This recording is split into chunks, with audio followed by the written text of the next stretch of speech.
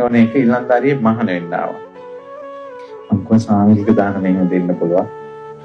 මම දැන් බලන්න පොල් ගහවෙල ස්වාමීන් වහන්සේලා 100 ගාණක් වැඩි ඉන්නවා. එයා උදේ සාංගික දානය පූජා කරනවා. එතකොට සංඝයේ 100 ගාණකට දාන බෙදනවා.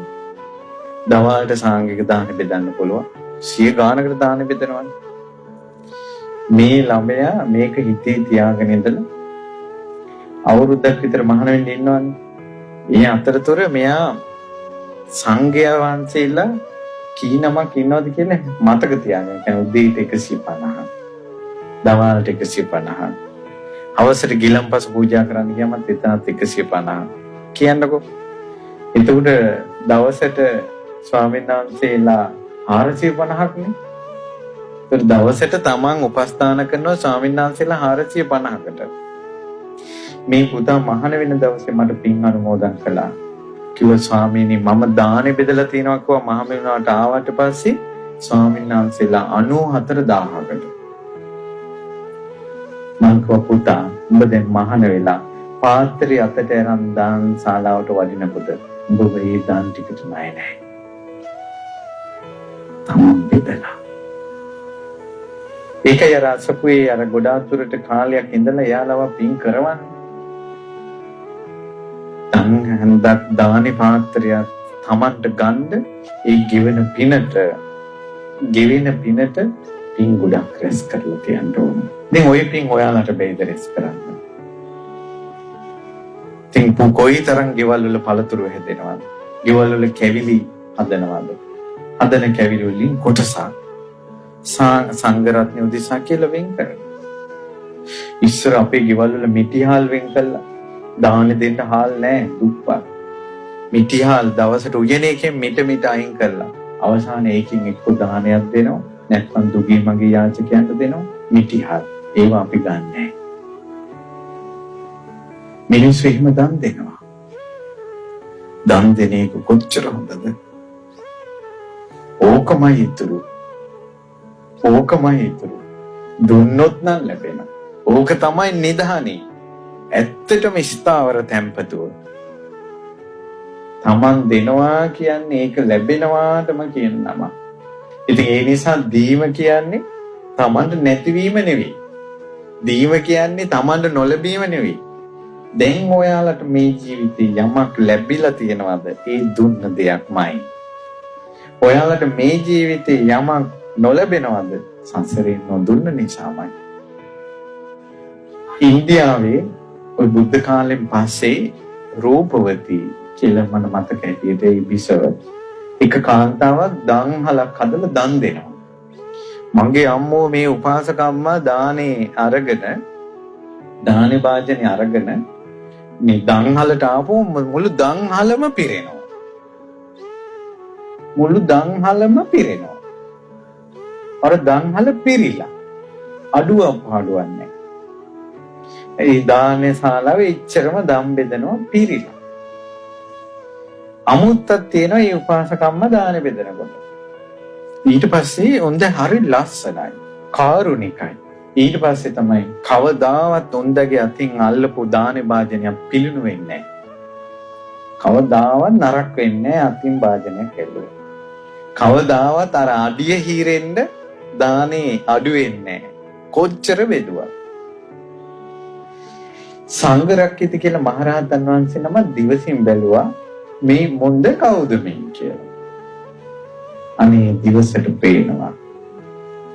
කලින් ජීවිතේ බොහෝ කල් ජීවිතේ මොන්ද ආරාමයකට යනවා මේ වඳින්න පුතන්න. යනකොට ඒ ආරාමේ එක හාමුදුරු නම අසනීප වෙලා. ආනෝ ස්වාමීන් වහන්සේ මේ අසනීප වෙලා නේ. ඔව් කියලා කියනවා. ඊට පස්සේ මොකද්ද ලෙඩේ? ඊපස්සේ ලෙඩේ කිව්වා. අපි කියමුකෝ බඩේ ගැක්කමක් අජීර්ණයක් කියලා. එතකොට වයසක උපාසක අම්මා කියනවා නිකම්ම හිතෙනවා. ඕකට තැම්බුම් මොද්දක් හරි තිබ්බනම් මොන හොඳයි කියලා අර ගෙවල් වල තියෙන්නේ. ඒ වගේ අර හිතට එනවනේ ඕකට මේක හොඳයි කියලා. අර ස්වාමීන් වහන්සේ ලෙඩේ කියනකොට අර මේ කෙල්ලට හිතට ආවා මෙන්න මේ දේ මේ හාමුදුරන් ලැබුණොත් නම් ඔක සනීප වෙයි කියලා. කිව්වා ස්වාමීන් වහන්සේ හිට අපේ ගෙවල් පැත්ත පින්නපාත වඩින්න. මේ කෙල්ල ගෙදර ගිහිල්ලා අමාරුවෙන් කලමනා හොයාගෙන බෙහෙත් දානයක් හැදුවා. අර ස්වාමීන් වහන්සේ පින්නපාත වැඩිය පූජා කළා. සෝවනවා. දැන් පවෝදාත් බෙහෙත් කෑම දානේ හදාගෙන ඉන්නවා හාමුදුරුවෝ වඩින්නේ නැහැ. දැන් දවස් හදයක් හිටිය වඩින්නේ නැහැ. හොයාගෙන ගියා. ස්වාමීනි මගෙන් වරදක් වුණා ඔබ වහන්සේ වඩින්නේ නැති. නෑ උපාසිකව පළවෙනි මේදා ආපු දවසේ මේ දානේ වළඳපු ගම සම්පූර්ණා කිව්වා. සතුටක් ඇති වුණා. ප්‍රීතියක් ඇති වුණා. මගේ දානේ වළඳලා මේ ස්වාමීන් වහන්සේ සනීප වුණා කියලා. ඉදා ඉඳලා සංසාරේ ඉපදෙන කිසිම ජීවිතයක දුකකයකට වැටිලා නැහැ. බෙහෙත් දානයක් පුතලා. මනස ලෝකෙ ඉපදුනාට පස්සේ ඖෂධ දානේ විපාක රූපවත් ලස්සනයි. පිරිසක් මැදට ගියාට පස්සේ වටිනා ඖෂධයක් වගේ පිරිස පිරෙනවා. මුන්දගේ අතින් අල්ලන කිසිම දානේ වාදනයක් පිළුණු වෙන්නේ නැහැ. නරක වෙන්නේ නැහැ. මන්දි වෙන්නේ නැහැ. බලන්නකෝ. අපේ ගෙවල් වල කෑම නරක වෙනවා කියන්නේ අපිට සහතිකයක් දෙනවනේ උඹලා තවත් දන් දීපියව කියලා. කියනවද නැද්ද? ඒ සංඥාව නේද දෙන්නේ? ඊළඟට තව බුද්ධ කාලේ හිටියා ඡන්දපදූපමා කියලා උපාසිකාව. උන්දගේ මේ එක අතක නෙළුම් මලක් තියෙනවා. අනිත් අතේ හඳක් තියෙනවා.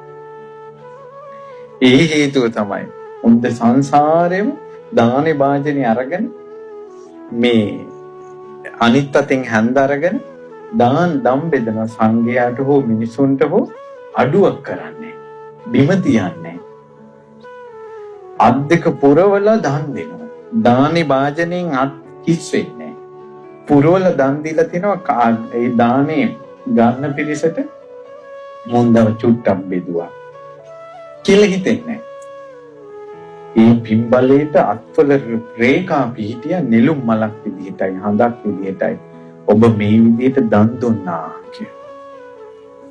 හොඳගේ යටිපතුලේ තියෙනවා නෙළුම් මලකුයි හඳකුයි. ඒ හේතුව තමයි දන්හලේ ඇවිදිනවා කියනවා වාජනය අරන් අරිට යනවා මෙහෙට යනවා. අපි දානයක් දෙන්න ගියට පස්සේ එකපාරක් බෙදුවා අමාරුයි බං බලපලයන්ලා. කියලා උන් දැන් ඉඳගෙන මෙහෙ අර දන්හලේ දානේ බංජනේ අරන් ඇවිදින්න ලැජ්ජයි. එහෙම යන්න ලැජ්ජයි. ඊට පස්සේ කියනවා ඔය හාන්දරු ගන්න නෑ බා. ඒ දැන් එකපාරක් ගත්තට පස්සේ සමහරවිට දෙවෙනි පාර බෙදනකොට ගන්න නෑ. ඔය ගන්න නෑ බා. එහෙම නෙවෙයි කවුරු හරි දානේ ගනේදෝ කියලා හිත අරොන්ද ඇවිදලා තියෙනවා. යටිපතුලේ නෙළුම් මලකුයි හඳකුයි පිහිටියා. ඡන්දපදූපමා කියන මෙන්ඩක සිටුතුමාගේ බිරිඳ උන්ද බත් තලියක් අතට අරන් බෙදන්න ගත්තොත් ඒ තලිය බිම තියෙන කල් බත් ඉවර වෙන්නේ කවදාවත් මේ මනුස්ස ලෝකේ වෙන ඉරිදි තිබ්බා ඒ පුණ්‍යවන්තයන්ගේ යුගයේ අවසන් වුණා ඒකයි මේ කියන්නේ ඒ නිසා අපි පුංචි හැබැයි ඔයාලගේ ආච්චිලා සීලා දන්නවා ඇති සමහර ගම්වල ඉස්සර මිනිස් හිටියා මට ලාවට මතකයි. ඒ කතා සමහර අය ඉව්වට පස්සේ මන්දි වෙන්නේ නැහැ. සමහර අය බත් ඉව්වට පස්සේ මන්දි වෙන්නේ නැහැ. කෑම මන්දි වෙන්නේ නැහැ. සමහර අය ඉව්වට පස්සේ පිළිණු වෙන්නේ නැහැ. ඒ උන්දලාගේ සංසාරේ පිම්බලේ. දන් දීම කොච්චර හොඳද? පුංචි දෙයක් හරි දන් දීම කොච්චර හොඳද? ලොකු දෙයක් නෙවෙයි. පුංචි දෙයක් කරේ. දන් දීම හොඳයි. මනුස්ස ලෝකෙට ඇවිල්ලා රැස් කරගන්නවට වැඩිය දන් දෙන්න. ලැබෙනවාමයි. දන් දීම කියන්නේ මසුරු හිත දුරු කරන ඖෂධය. ලෝභකම, මසුරුකම දුරු කරන ඖෂධය තමයි දන් දීම. බුදුරජාණන් වහන්සේගේ ධර්මයේ තියෙන කාලෙත් දන් දුන්නේ නැත්තම් බුදුරජාණන් වහන්සේගේ ධර්මයේ නැති කාලේ ලෝභකම මසුරුකම කියන ලෙඩේට බෙහෙත් කොහෙන්ද? මම කියන එක තේරෙනවද? දානේ කියන එක ලෝකෙන් නැති වුණාට පස්සේ මසුරුකම වැඩි වෙනවා, ලෝභය වැඩි වෙනවා.